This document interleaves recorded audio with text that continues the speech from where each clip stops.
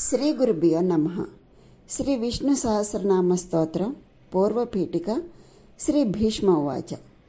బ్రహ్మణ్యం సర్వధర్మజ్ఞం లోకానాం కీర్తివర్ధనం లోకనాథం మహద్భూతం సర్వభూత భవోద్భవం. ధర్మరాజు అడిగిన ప్రశ్నలకు ఇంకా భీష్మాచార్యుల వారు ఈ విధంగా సమాధానం చెప్తున్నారు.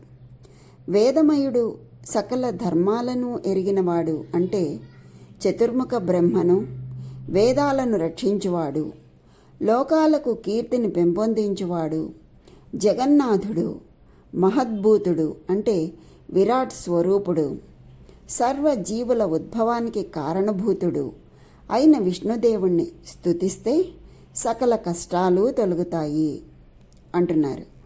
ఏష మే సర్వధర్మాణం ధర్మోధికతమో మతః యద్భక్త్యా పుండరీకాక్షం స్తవైరర్చే నరస్సదా.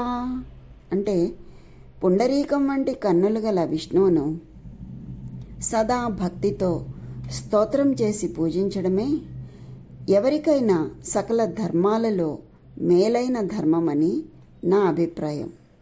ఇంకా ఏం చెప్తున్నారు?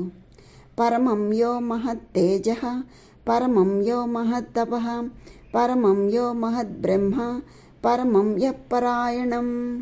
ఏమంటున్నారు?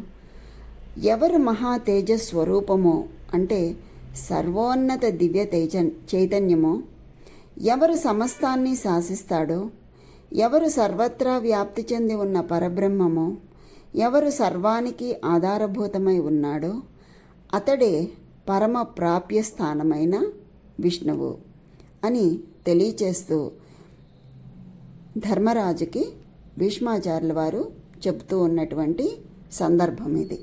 స్వస్తి.